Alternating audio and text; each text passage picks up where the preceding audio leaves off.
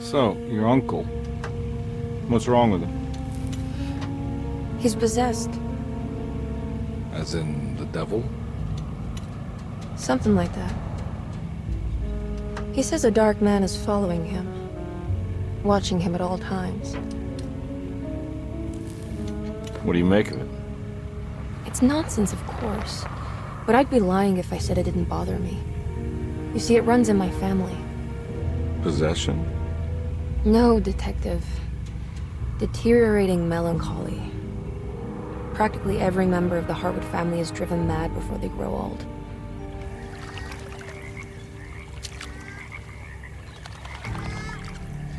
But Jeremy didn't kill himself. Is that why he's at your setup? Despite being convinced that he is truly possessed, he decided to put his last chips on Dr. Gray and his psychoanalysis, figuring he might stumble upon some cure.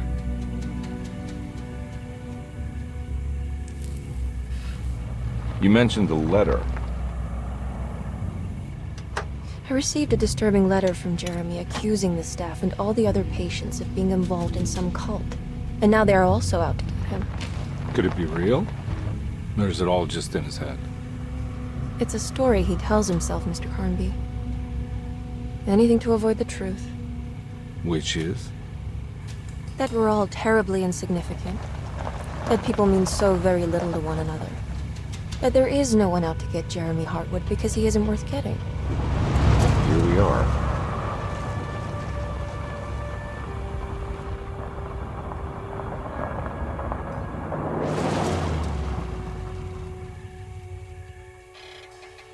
My uncle's not well, Mr. Carnby. I want to make sure he's all right. Then what's my part in this? You couldn't get a cab? I just wouldn't feel safe going alone.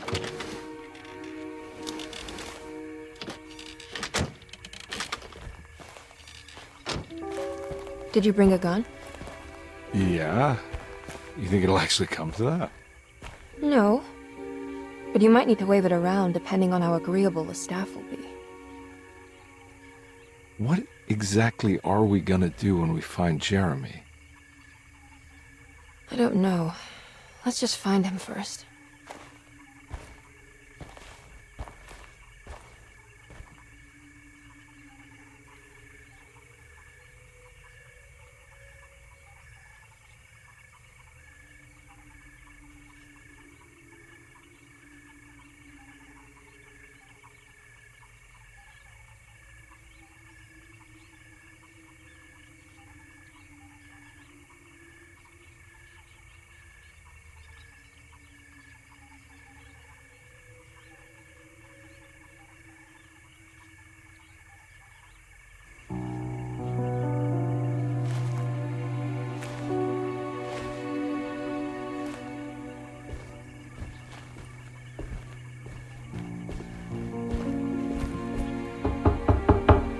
Hello?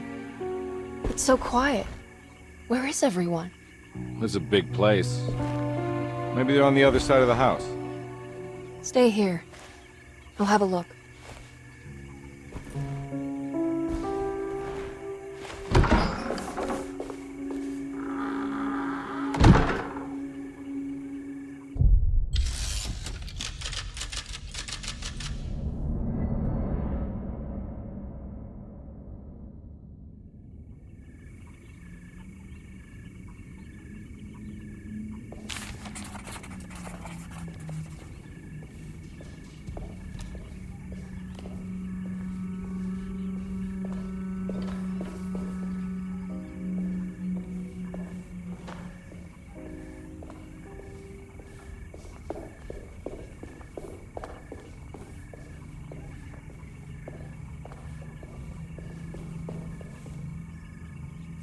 What's this?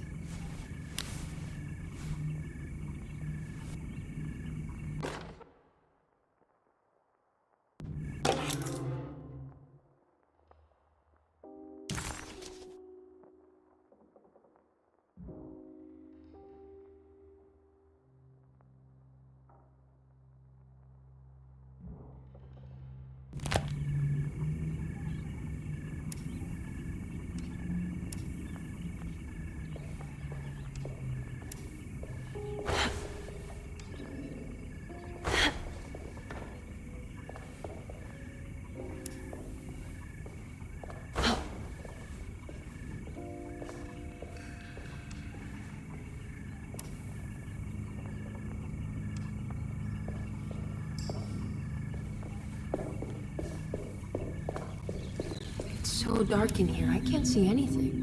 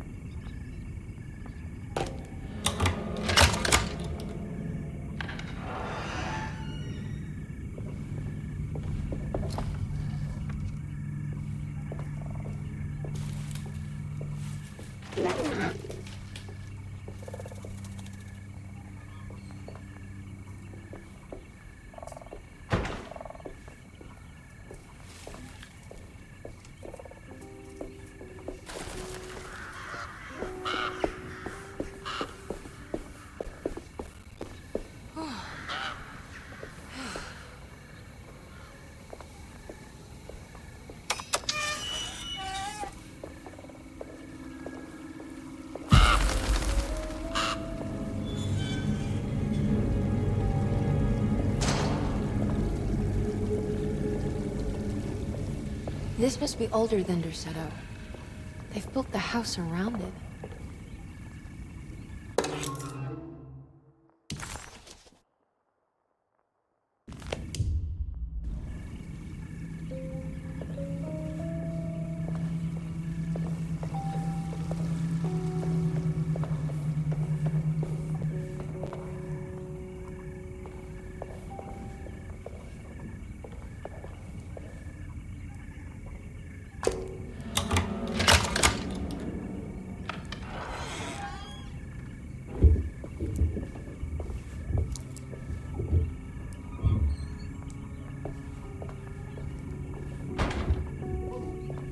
I'll just take this.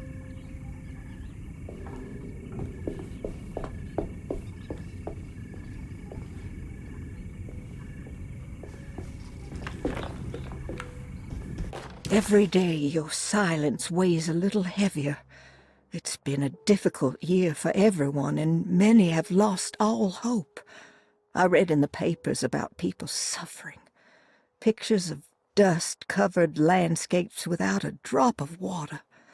I wish I knew if you were still tending the earth or if you had turned your back against us. I have started to look for help elsewhere. I pray you will tell me if I am going down a path that you find disagreeable. With help from Baptiste and Charlotte, I found comfort in the practice of the voodoo. I have long been skeptical of that Caribbean cult, but it's been of good use to me. It seems all harmless in my book.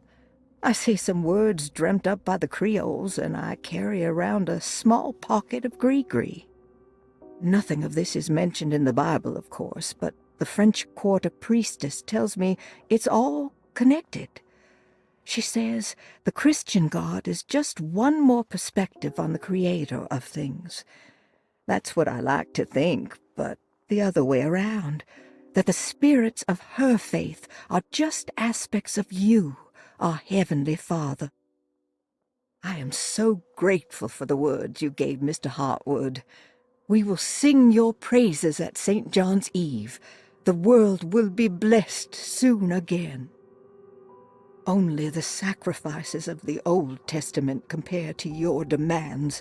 Let it be the truth. A mother of earth, wood, and dirt. A mother of 1,000 young. Sacred sand, $1. Black cat oil, $1.50. Every day you...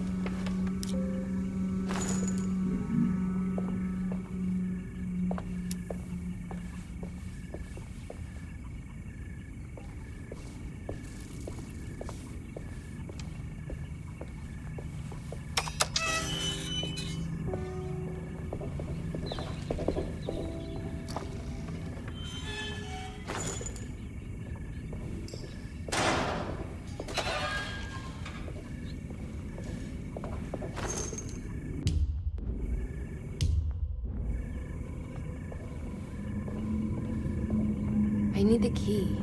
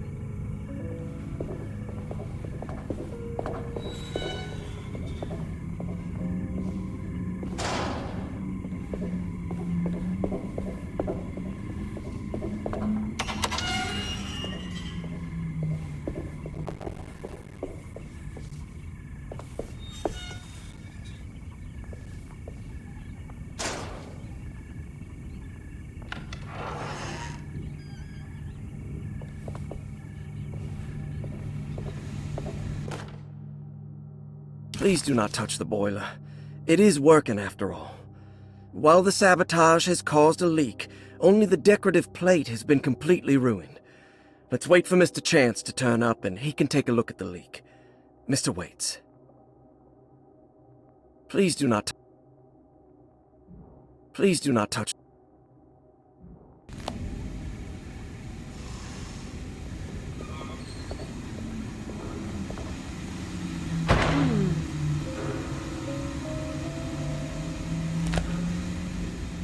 That doesn't look safe.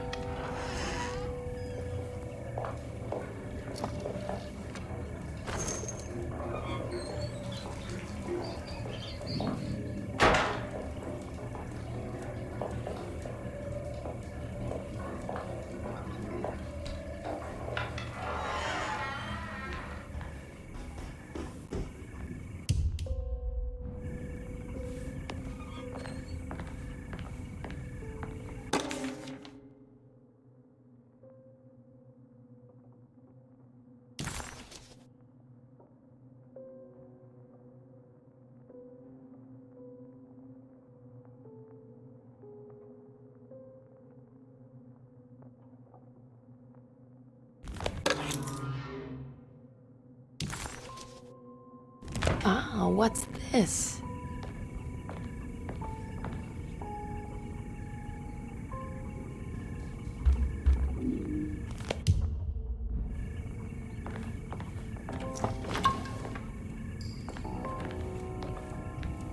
Sunday, June 22nd. I spent all day looking for Jeremy. I should have cared for the others, but I'm scared that he will do something irreversible. Cassandra is upset that I didn't give her the latest shipment of pain medication that Waits brought from the post office yesterday. I would have given it to her, but the company didn't send a new key this time around, so the box is just sitting there on my desk. They must have figured we had plenty of their gimmicky keys by now. I only remember seeing one lately. Grace was playing with it inside the grand parlor. Unless it turns up by itself, it will have to wait. I have to figure out where Jeremy is. I think Jack knew something. That dog of his found a strange rot permeating the house. She's showing us, he said. Like those blots and streaks of fetid rot was talking to him.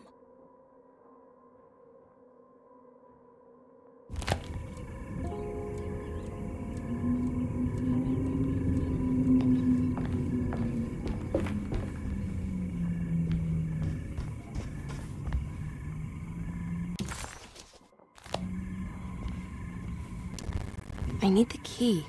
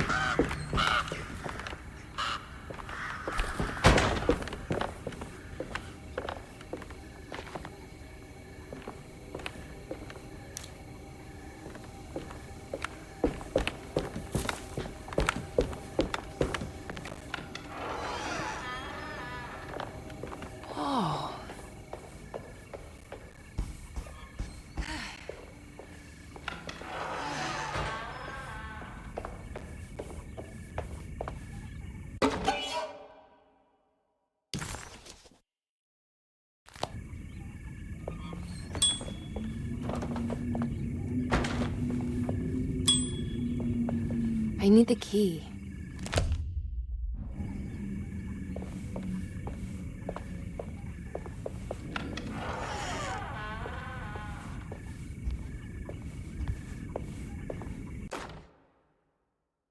The Great Depression. President Hoover raises tariffs on over 20,000 imported goods in an act to protect American labor.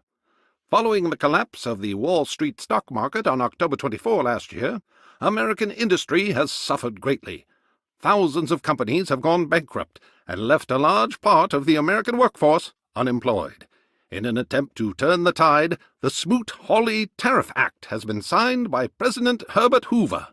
By regulating commerce with foreign countries, the government hopes to encourage the industries of the United States to compete with cheap foreign imports. Superstition on rise. New Orleans voodoo stores and spiritual mediums see increased profit during troubled times. While the market has faced hard times ever since Black Thursday of last year, voodoo doctors and snake charmers see significant rise in number of customers. With the coming Eve of St. John on the 23rd, the police expect increased cult activity around Bayou St. John, the southern shore of Lake Pontchartrain. Voodoo rituals in that area on the Eve of St. John have a long tradition reaching back to the first snake worshippers brought as slaves from West Africa. During the 19th century, its practice was popularized by the legendary Marie Laveau and has since been embraced by many of the Creoles and a surviving aristocracy of the French Quarter. Author seeks asylum. Rumors regarding author Cassandra Beauregard making Derceto her home verified. Derceto Hospital is an old plantation building on the eastern shores of Lake Pontchartrain. While often considered an asylum for the insane, residing Dr. Elmore Lee Gray prefers to think of it as a convalescent home, a place where you can go to rest. The patient list is kept secret, but thought to include many of the black sheep of wealthy families, because at Derceto, treatment does not come for free. Local author Cassandra Beauregard has now been confirmed by her own admission. She's been lauded as a powerful Creole voice and written many successful books. Lately it was reported from Hollywood that she has finished a moving picture manuscript titled Slaughter Gulch. That film is set to hit the theaters next year.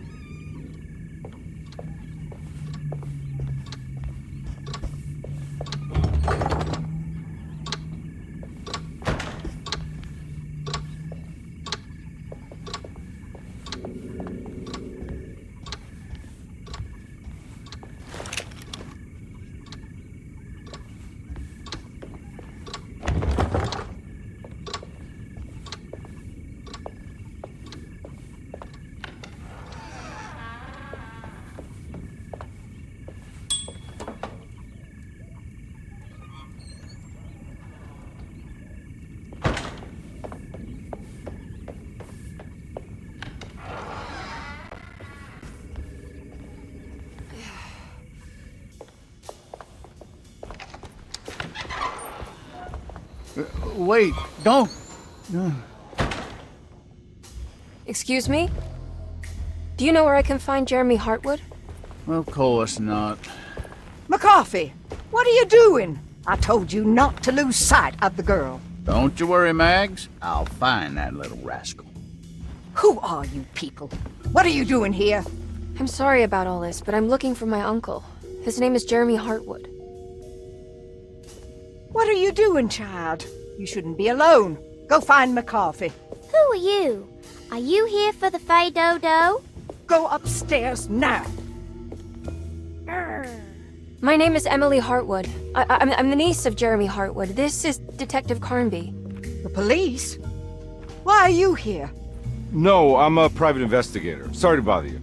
My client's worried about her uncle. He's a patient here at Derceto. If you don't mind, could you direct us where to find him? No, I can't. Jeremy has gone missing. If you leave your information, I will make sure to contact you. Wait, he ran away? No, he won't leave the house. He's around here somewhere, and both of our orderlies are looking for him. That's unacceptable. Where's Dr. Gray? I want to speak with him immediately. Fine, I'll ask him. Wait here and don't touch anything.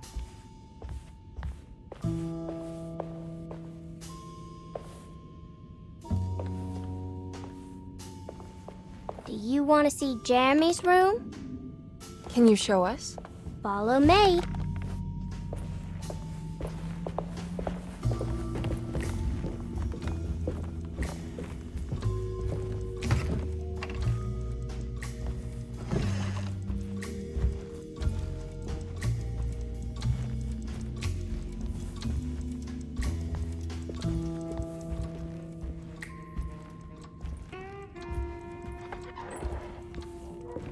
Thank you.